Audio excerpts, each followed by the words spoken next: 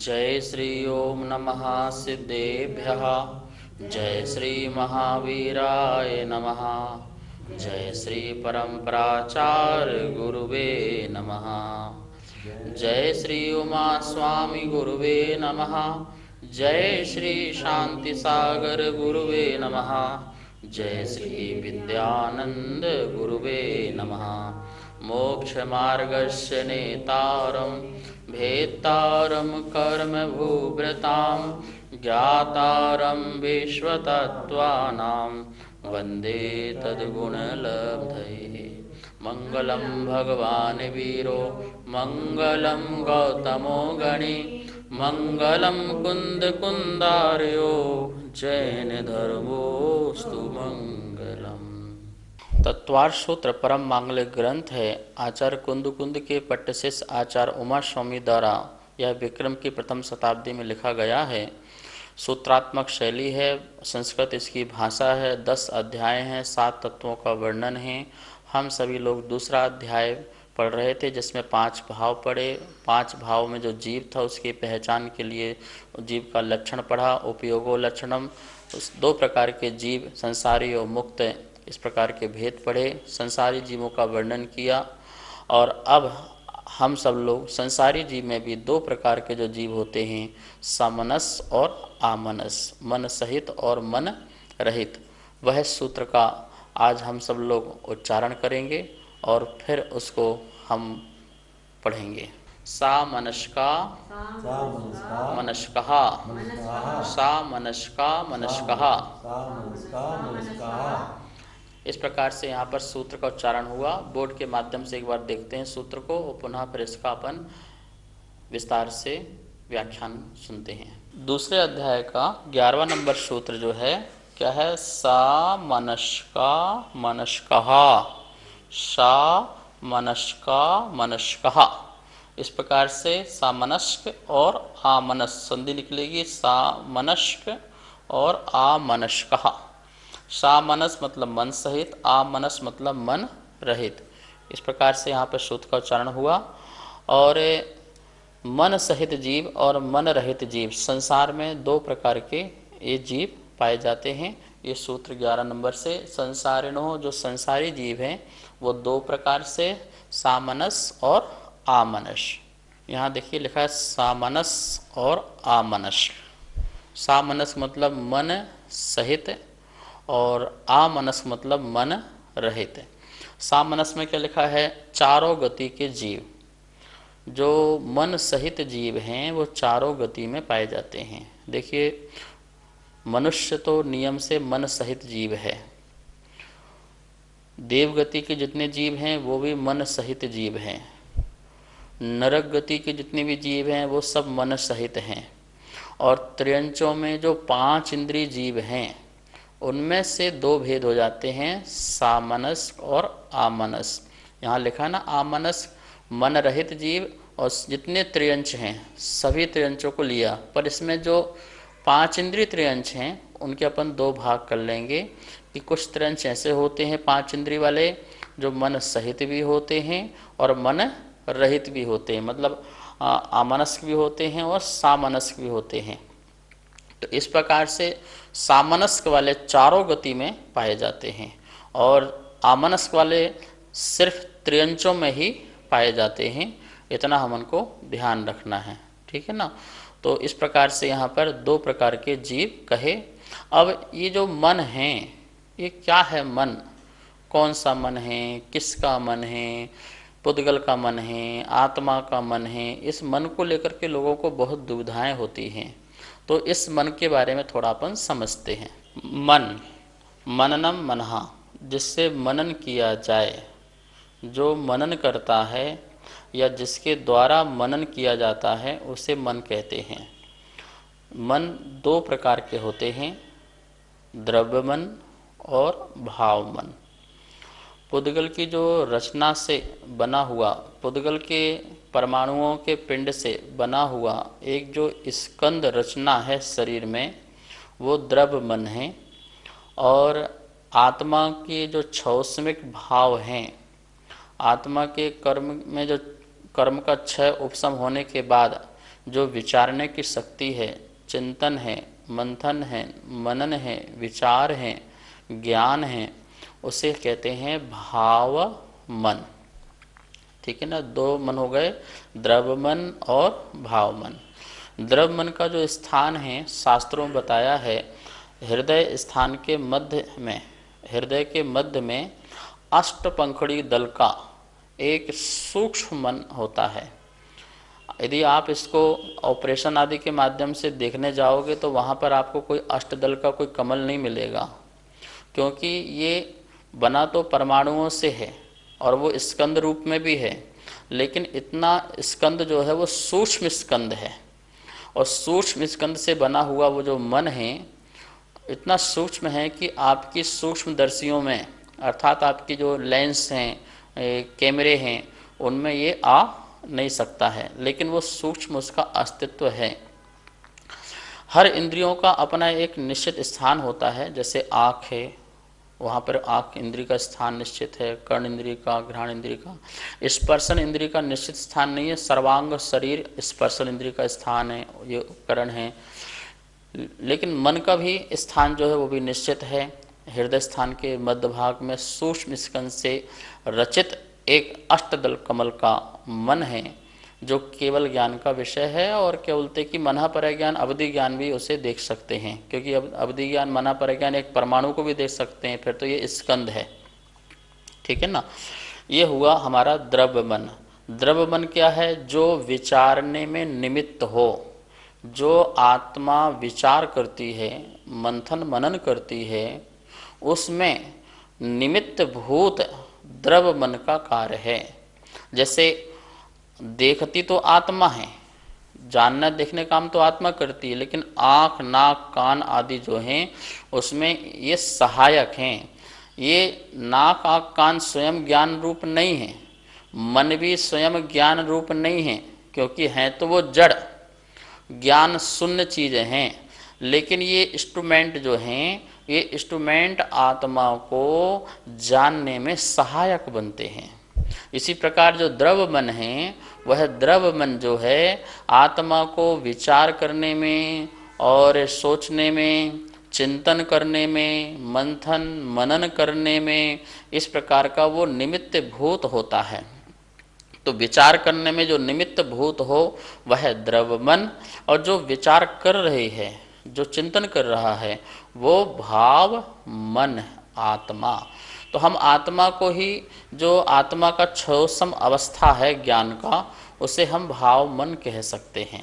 ठीक है ना, मति ज्ञान और श्रुत ज्ञान, जो मति ज्ञान है वो विशेषकर मन और इंद्रिय के माध्यम से, जो द्रव्य मन है और द्रव्य इंद्रियां हैं, इनके माध्यम से आत्मा जो जानता है वो जो है द्रव्य मन है। और द्रव्य जो जानने का जो व्यापार चल रहा है, मति ज्ञान उपयोग, वो जो मति ज्ञान उपयोग है वो हमारा भाव मन है। श्रुत ज्ञान में भी जो श्रुत ज्ञान का व्यापार चल रहा है, जानने का विशेष रूप से चिंतन चल रहा है, वो भी हमारा भाव मन है। और उस भाव मन में द्रव्य मन की क्या है? सहायता है। मति ज्ञान और श्रुत ज्ञान दो ऐसे ज्ञान हैं जिसमें द्रव्य मन की क्या होती है? सहायता होती है। अवधि ज्ञान और मना पर ज्ञान में द्रव्य मन की सहायता की जरूरत नहीं है, क्योंकि वह जो है आत्मा से डायरेक्ट होता है। ठीक है ना, लेकिन द्रव्य मन की सहायता जो है मति ज्ञान और शुद्ध ज्ञान में आवश्यक पड़ती है, क्योंकि उसके बिना आत्मा जान नहीं सकती है। जानना बंद हो जाएगा ऐसा नहीं, जानना तो आत्मा का स्वभाव, उपादान है, लेकिन निमित्त भूत, पुनः बोल रहा हूँ, निमित्त भूत, वो निमित्त है, कारण है द्रव्य मन जानने में। तो इस प्रकार से मन दो प्रकार का हुआ, द्रव्य मन और भाव मन। तो मन के बारे में अधिकांश आप सब लोग जानते हैं। जैसे आप कहते हैं कि मेरा मन नहीं लग रहा है, मन विचलित हो रहा है, मन चंचल हो रहा है, मन आज बेचैन हो रहा है, मन भा नहीं रहा है, मन को अच्छा नहीं लग रहा है। ऐसे बार बार हम ऐसे मन की बातें करते हैं, इससे हमारे मन की शुद्धि होती है कि मन, द्रव्य मन निमित्त लग रहा है आत्मा के भाव मन के लिए। जो मनुष्य शब्द है वो मनुष्य भी इसी बात का प्रतीक द्योतक है कि जो मन सहित है वो मनुष्य है। मतलब जिसमें हित अहित की प्रवृत्ति का ज्ञान हो, क्या हित है और क्या अहित है, किस में मेरा अच्छा होगा और किस में मेरा बुरा होगा। इसमें अपन समय लगा सकते हैं। जैसे ये शरीर है, ये शरीर मेरे लिए हितकारी है या अहितकारी है। ये जो चक्षु इंद्री के माध्यम से जो मैं देख रहा हूँ वो हितकारी है अहितकारी है। कर्ण इंद्री के माध्यम से जो मैं सुन रहा हूँ वो हितकारी है अहितकारी है। जो ये घ्राण जो सुगंध है आ रही है, ये मेरे लाभदायक है या नुकसानदायक है। इस प्रकार से कोई ये व्यक्ति है, ये व्यक्ति मेरे लिए कोई अच्छा है या बुरा है। इस प्रकार से हम किसी में भी लगाएं, परिवार में लगाओ, पंचेंद्रिय के विषय में लगाओ, किसी वस्तु में लगाओ, किसी व्यक्ति में लगाओ, और उसमें हम हिताहित का जो विचार करते हैं वो मन संबंधी ज्ञान है। क्योंकि ये हित और अहित का जो ज्ञान है वो मन वाला ही कर सकता है, ठीक है ना। तो इस प्रकार से नुकसान, नफा, लाभ आदि का जो ज्ञान हमको हो रहा है और हम इसे जान रहे हैं, यही हमारे मन की व्यवस्था है। और ये मन की जो व्यवस्था आप समझ पा रहे हैं, इसके माध्यम से ही हम अनेक प्रकार के कार्य करते हैं, अनेक प्रकार के कार्य करते हैं मन के कारण। इसलिए मन ना हो तो हम किसी प्रकार का हित अहित के बारे में चिंतन विचार मंत्रणा आदि नहीं कर सकते हैं, ठीक है ना। तो इससे हमारे मन की सिद्धि होती है। नमोस्तु महाराज जी। मन रहित मन सहित जीवों में कौन सी चीज कॉमन है? मन सहित और मन रहित जीव जो हैं उनमें जो कॉमन जो बुद्धि है वो इष्ट अनिष्ट की बुद्धि तो कॉमन है। इष्ट ये अच्छा ये बुरा, इष्ट और अनिष्ट, ये अच्छा लग रहा है ये बुरा लग रहा है। जैसे चींटी भी है, तो चींटी भी को पता चल जाता है कि यहाँ पे मुझे खतरा है, तो वो अपनी जान बचाने के लिए दूसरा रास्ता लेती है। ऐसे हर जीव में इष्ट अनिष्ट की बुद्धि तो पाई जाती है। अब जैसे जानवर आदि भी हैं, वो उनको भूकंप आदि का ज्ञान हो जाता है, तो वो अपनी जान बचाने के लिए वहाँ से भागने लगते हैं। चींटियों को भी, इनको भी ज्ञान हो जाता है, मकोड़ों को भी ज्ञान हो जाता है कि भूकंप आदि हो रहा है, आने वाला है, तो अपनी जान बचाते हैं। और बरसात आने वाली है तो अपने लिए भोजन इकट्ठा करने लगते हैं। तो ऐसी इष्ट और अनिष्ट की बुद्धि तो मन सहित वालों में और मन रहित वालों में, दोनों चीज़ों में कॉमन हैं। लेकिन मन सहित वाले जो जीव हैं उनमें एक विशेषता होती है, वह यह होती है वो गुण दोष का विचार कर सकते हैं, किस में गुण हैं किस में दोष हैं। इस प्रकार का विचार करके वो हिताहित की बुद्धि रख सकते हैं। यह एक बहुत बड़ी बात है कि हमारा जो किस चीज़ को ग्रहण करने में हमारे गुणों की वृद्धि होगी और किस चीज़ को ग्रहण करने में हमारे अंदर दोषों की वृद्धि होगी, किस चीज़ के कारण हमारे परिणाम शुभ होंगे, किस चीज़ से हमारे परिणाम अशुभ होंगे, हमारा संसार कैसे बढ़ेगा, हमारा संसार कैसे घटेगा आदि, ये जो बात है मन वालों की विशेषता होती है। ये मन वाला जो जीव है उसमें भी खासकर मनुष्य जो जीव है वो, क्योंकि संयम धारण कर सकता है, वो मोक्ष मार्गी बन सकता है, तो इसलिए उसके पास ये खास विशेषता होती है कि जिसके पास मन है वह इस बात को जान सकता है। मन वाले के पास भी इष्ट और इष्ट बुद्धि है ही है, वो भी अपना जो इष्ट लगता है और जो अनिष्ट लगता है उनमें विचार करता है। लेकिन जो तीन इंद्रिय हैं, अब तीन इंद्रिय जीव है, उसके पास क्या बोलते मन तो नहीं है, लेकिन उसके पास जो स्पर्शन रसना घ्राण तीन प्रकार के जो इंद्रिय हैं, उस इंद्रिय संबंधी उसके अंदर भी इष्टता और अनिष्टता का ज्ञान उसके पास भी होता है। मन वाला जो जीव है वो तत्व दृष्टि वाला जीव बन सकता है, वो तत्वों का निर्णय कर सकता है, ये शरीर मेरे लिए भला है या बुरा है, ये मेरा आत्मकल्याण कैसे होना है, किस चीज़ से होना है। इस प्रकार से हमें मन सहित जीव का ही कल्याण होता है, इस बात का ध्यान रखना है। इसी को शास्त्रों में संगी कहा है। मन सहित जीव को क्या कहा है? संगी। सम्यक जो है मतलब उसमें ज्ञान जिसके अंदर है वो संगी, मन वाला जो ज्ञान है वो संगी। असंगी जिसमें मन वाला ज्ञान नहीं है वो असंगी। इसी को कहीं कहीं सैनी और असैनी कहा है। ठीक है, 3 चीज़ ध्यान रखना, सैनी, समनस्क और संगी। असैनी, असंगी और अमनस्क, इस प्रकार से ये पर्यायवाची शब्द भी मिलते हैं। किसी भी कार्य को करने से पहले क्या करना चाहिए और क्या नहीं करना चाहिए, एक तो होता है कार्य कर दिया, एक है किसी भी कार्य करने के पहले क्या करना चाहिए और क्या नहीं करना चाहिए, क्या कर्तव्य है और क्या अकर्तव्य है। ये मन वाला जीव ही कर सकता है। जिसके पास मन है वही इस प्रकार का विचार कर सकता है, मैं ये कार्य करने जा रहा हूँ, ये श्रेष्ठ है या नहीं है, इससे कहीं गलत ना हो जाए, मेरा नुकसान ना हो जाए। तो कर्तव्य और अकर्तव्य का जो विचार करने वाला जो व्यवस्था है वो मन की व्यवस्था है, और ये मन वाले जीव ही कर सकते हैं। लोग क्या सोचेंगे, मैं इस प्रकार का कार्य करूँगा तो वो क्या सोचेंगे, यदि ऐसा कर दिया तो दुनिया क्या बोलेगी आदि, ये कौन सोच सकता है? ये कौन सोच सकता है? ये मन वाला ही तो सोच सकता है ना। और जिसके मन नहीं है वो क्यों सोचेगा?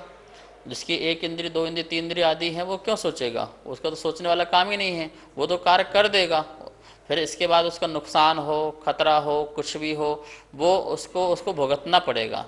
लेकिन मन वाला सावधानी रख सकता है। मन वाला ये भैया मुझे कहीं जाना है तो उसके पहले मुझे क्या क्या वहाँ रास्ता क्या है, वहाँ कौन मिलेगा कौन नहीं मिलेगा, मेरी व्यवस्था क्या होगी। आपको संवेद शिखर जाना है तो कितना सोचते हो हमें समय से टिकट मिल जाए, ट्रेन मिल जाए, नाश्ता पानी मिल जाए, कमरा मिल जाए, सारी फैसिलिटी मिल जाए, इसके लिए आप विचार करते हो। तो जाने के पहले आप कितना कार्य करते हो मन से। तो ये जो कर रहे हैं ये हमारी मन की उपस्थिति बता रहा है कि मन आपके पास है, आप मन वाले हो, इसलिए आप ऐसा कार्य कर रहे हैं। नमोस्तु आचार्य श्री। हम मन वाले हैं, इसकी क्या पहचान है? हम मन वाले हैं, मन सहित हैं, इसकी क्या पहचान है? तो शास्त्रों में इनकी कुछ पहचान बताई गई है, कुछ लक्षण बताए गए हैं। जैसा पहले बताया, जिसका नाम बुलाने पर वह आ जाए। हमने जिसका नाम बुलाया और वह आ गया तो इसका मतलब क्या हुआ? ये मन सहित जीव है। क्योंकि मन रहित जीव को आप बुलाओगे तो वो नहीं आएगा। जैसे अब चींटी है, अब चींटी को बोलो बहन जी जरा इधर आइए, तो क्या वो आ जाएगा? नहीं आएगी। क्यों? क्योंकि उसकी कर्ण इंद्रिय नहीं है, और कर्ण इंद्रिय नहीं है तो कर्ण इंद्रिय होते ही 5 इंद्रिय हो जाएगा, स्पर्शन रसना घ्राण चक्षु श्रोत। श्रोत 5वीं इंद्रिय है, तो 5वीं इंद्रिय नहीं होने के कारण, और इंद्रियां क्रम से होती हैं, अब वो 5 इंद्रिय नहीं है तो आप उसको कितना भी बोलते रहो, उसके कितनी भी आवाज़ दो, साउंड दो, उसको मतलब नहीं, वो अपनी धुन में चल रही है। तो इसका मतलब है कि उसका मन नहीं है, उसके कर्ण इंद्रिय नहीं है और मन नहीं है। इसलिए यहाँ पर जो बात कही गई है कि नाम लेने पर जो आ जाए, नाम लेने के बाद हम लें और वो व्यक्ति को हम बुलाएं तो वो व्यक्ति आ जाता है, तो इसका मतलब है यह जो है मन सहित वाला क्या है? जीव है। जैसे कि अपने घर में जानवरों को पाल लेते हैं, पालतू जानवर जो होते हैं, जैसे गाय है, बैल है, भैंस है, घोड़े हैं, कुत्ते हैं आदि, ऐसे को अपन पालते हैं। वैसे कुत्तों आदि को पालना नहीं चाहिए, जो हिंसक जीव हैं उनको नहीं पालना चाहिए, ठीक है ना। लेकिन जिससे हमारा जीवन चलता है और उनका हमसे उनका जीवन चलता है, उनको पालना चाहिए, जैसे गाय आदि है। तो अब गाय का आप नाम रख दो और फिर आप गाय को आवाज़ दो तो भागी भागी आपके पास आ जाते हैं। आपके यहाँ कुत्ता है, आप कुत्ते का नाम रख दिया और वो अपने आवाज़ दिया, वो आपके पास भाग के आ जाता है। तो इसका मतलब क्या है? ये मन सहित जीव हैं, तभी तो आपने नाम लिया और वो आपके पास आ गए। तो शास्त्रों में और भी इसकी पहचान है, जो ग्रहण करने में समर्थ हो, जो ग्रहण करने में समर्थ हो वो मन वाले जीव हैं। जैसे हम किसी को शिक्षा दें, पढ़ाएं, समझाएं और वो उसे ग्रहण कर ले, इससे हमको पता चलता है कि वो जीव मन वाला जीव है। पढ़ाने में हम क्या क्या नहीं पढ़ा देते हैं, किसी को खाना बनाना भी सिखा देते हैं पढ़ाने में, किसी को गाड़ी चलाना भी सिखाते हैं, किसी को पूजा करना भी सिखाते हैं, किसी को यात्रा करना भी सिखाते हैं, जाप करना सिखाते हैं, ध्यान करना सिखाते हैं। ये सब शिक्षा है, जो सिखाई जाए वो शिक्षा है। और वो शिक्षा जो है व्यक्ति जो ग्रहण कर ले, और ग्रहण करने में जिसके अंदर सामर्थ्यता है, उस सामर्थ्यता का नाम ही मन है। द्रव्य मन के माध्यम से भाव मन जो आत्मा उसको समझती है, समझने की जो उसके अंदर योग्यता है, उसके अंदर जो शक्ति है, वो भाव मन है। और जो समझने में जो निमित्त है वो द्रव्य मन है। तो द्रव्य मन और भाव मन, द्रव्य मन के निमित्त से भाव मन में ऐसी शक्ति है जो जानने का कार्य करता है। तो हम जो उपदेश दे रहे हैं वो उपदेश दे रहे हैं और आप सुन रहे हैं, और सुन करके आप उसे ग्रहण कर रहे हैं। तो इससे भी पता चलता है कि आप उसे ग्रहण कर रहे हैं तो आपके पास मन है। देखिए उपदेश है, भगवान की वाणी है और दिव्य ध्वनि है, ये सब जो चीज़ें हैं वो हम सुनाते हैं और हम उसको ग्रहण करते हैं। आदिनाथ ने अपने 101 पुत्रों को और 2 पुत्रियों को सभी प्रकार की शिक्षाएं दी, और वो सारी शिक्षाओं को उन्होंने ग्रहण किया। ब्राह्मी सुंदरी को तो आप जानते ही हैं, अंक विद्या और लिपि विद्याएं आदि सीखी। बाहुबली को, भरत को, ऐसे सब पुत्रों को उन्होंने बहुत शास्त्र समझाए, बहुत ज्ञान दिए, सारी कलाएं सिखाई। जितनी कला होती है, 72 कलाएं जो होती हैं पुरुषों की वो सिखाई। स्त्रियों की जो 64 कलाएं होती हैं, उन 64 कलाओं का उन्होंने ज्ञान दिया। कितना विस्तार महाराजा ऋषभदेव ने अपने राजकाल में उनको ज्ञान दिया। तो ये ज्ञान लेने के बाद उन्होंने ग्रहण किया, और वो ग्रहण ज्ञान जो है करने की सामर्थ्यता जिसके अंदर आई, इसका मतलब वो मन वाला है। जो बेमन वाले हैं, बेमन मतलब जिसको मन नहीं है, उनका हम कुछ दें, कुछ ग्रहण कराएं तो वो उसको ग्रहण नहीं कर पाएंगे। तो इससे सिद्धि होती है कि जो ग्रहण करने में सामर्थ्य है वह मन वाला जीव होता है। कार्य और कारण के संबंध में जिसका ज्ञान होता है उससे भी सिद्धि मन की होती है। जो ये कार्य हुआ है वो किस कारण से हुआ है, उसका जो ज्ञान जिसको है, इसका मतलब है वो मन वाला है। जैसे आपको क्रोध हुआ तो क्रोध का कारण क्या है, ठीक है ना। एक तो क्रोध कर्म का उदय है, दूसरा कोई न कोई 9 कर्म का बीच में निमित्त है। चाहे कोई व्यक्ति या कोई वस्तु बीच में निमित्त बना और हमारा क्रोध कर्म का उदय आया और हमको क्रोध भाव हुए। तो जिसको इस प्रकार से कारण से कार्य की उत्पत्ति होती है और इस संबंध में जिसको ज्ञान है, तो इसका मतलब है वो इस प्रकार का चिंतन करने वाला व्यक्ति जो है वो मन वाला व्यक्ति है। अब जिसको कारण ही पता न चले और कार्य ही दिखाई दें तो वो व्यक्ति जो है वो मन वाला व्यक्ति नहीं होगा, ठीक है ना। ऐसे व्यक्ति बहुत हैं मन वाले भी, लेकिन हम मन की सिद्धि कर रहे हैं यहाँ पर। और जैसे मैंने आपको बताया कि ग्रहण करने की सामर्थ्य शक्ति, जैसे अपन को किसी को गायन सिखाना है, गाना सिखाना है, गीत सिखाना है, सॉन्ग सिखाना है, कितनी हजारों चीज़ें हैं। किसी को इंजीनियर बनाना है, किसी को डॉक्टर बनाया जा रहा है, किसी को IAS अफसर बनाया जा रहा है, किसी को श्रावक बनाया जा रहा है, किसी को श्रमण बनाया जा रहा है, किसी को साधक बनाया जा रहा है। ये सब किससे हो रहा है? इस शिक्षाओं के माध्यम से हो रहा है, और कारण कार्य के ज्ञान से हो रहा है कि आप ऐसा कारण करोगे तो ऐसा कार्य की सिद्धि आपको होगी, आप ऐसा पढ़ोगे तो आपको ऐसा नॉलेज होगा, आपको ऐसी सफलता मिलेगी। ये सारी की सारी जो बातें हैं ये सिद्ध करती हैं कि मन को सिद्ध करती हैं। किसको सिद्ध करती हैं? कि ये मन है, आत्म मन है, भाव मन है, द्रव्य मन है, जिसके निमित्त से आत्मा में इस प्रकार की जानकारियां पैदा होती हैं, ठीक है ना। तो मन होने में कितना लाभ है आप सोच सकते हैं। जिनका मन नहीं होता है आप उनसे पूछिए कि उनकी क्या हालत है।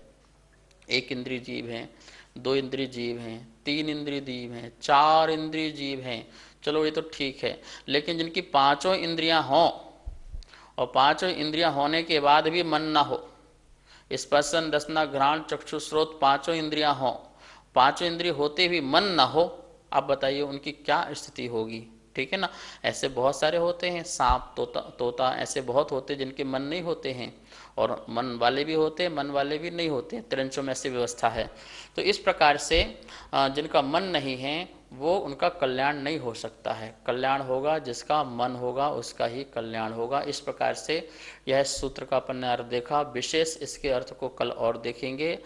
श्रीमती सुनीला जैन, गुना, मध्य प्रदेश। आपकी शंका है कि हरे चने, हरे मटर आदि को दूध दही के साथ खाने पर द्विदल का दोष होता कि नहीं होता है। द्विदल मतलब जिसमें दो दल हो जाते हैं, दो फाक हो जाते हैं, उसे द्विदल कहते हैं, बेदल भी कहते हैं। और शास्त्रों में जैसे सागार धर्मामृत 5वें अध्याय के 18वें नंबर सूत्र में, लाट्य संहिता में, चारित्र पाहुड़ में और व्रत विधान संग्रह में, इन सब में वर्णन लिखा है कच्चे दूध से बना हुआ दही, छाछ आदि के साथ यदि ये खाते हैं तो समूर्छन जीव हमारे लार में प्रकट हो जाते हैं। इसलिए कच्चे दूध के साथ, कच्चे दूध से बना दही, छाछ आदि के साथ ये चीज़ ग्रहण नहीं करना चाहिए, ऐसा शास्त्र में आया हुआ है। शिखर चंद जैन, जयपुर। आपका प्रश्न है कि औदिक भाव में जो आपने भाव गिनाए, उस औदिक भाव में अंतराय कर्म कहाँ पर गर्भित होता है, कौन से औदिक भाव में? जो असिद्धत्व नाम का जो औदिक भाव है, जो असिद्धत्व मतलब क्या, आठों कर्मों के उदय से जीव में असिद्धत्व पना रहता है। तो जो अंतराय कर्म है वो कैसा है, सभी कर्मों में विघ्न पहुंचाने वाला है।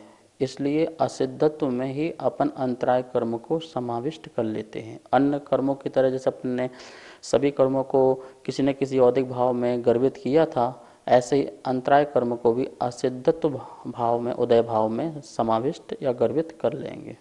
सुनीला जैन, गुना। इनकी एक शंका और है। इन्होंने कहा है कि अभव्य जीव क्या निगोद, नित्य निगोद से बाहर होते हैं, और जो दूरानुदूर जो भव्य जीव हैं क्या वो निगोद जीव में ही रहते हैं? देखिए, दूरानुदूर भव्य जो जीव हैं वो तो नित्य निगोद में रहते ही रहते हैं, लेकिन अभव्य जीव भी उसमें रहते हैं। और जो भव्य जीव हैं वो कभी कभी उनका, यदि उनका भाग उदय में आता है या भवितव्यता ऐसी आती है जिसके कारण 6 महीने 8 समय में 600 जीव उससे निकल करके व्यवहार राशि में आते हैं, और फिर संसार से 608 जो जीव हैं, जो भव्य जीव हैं, वो मोक्ष को चले जाते हैं। ऐसी आगम की व्यवस्था है। जावाणी के ज्ञान से सूझे लोकालो, सोवाणी मस्तक धरूं सदा देत हो धो। हे जिनवाणी भारती तो हे जपो दिन रैन, जो तेरा सरना धरे सो पावे सुख चैन। सभी को बहुत बहुत मंगल आशीर्वाद।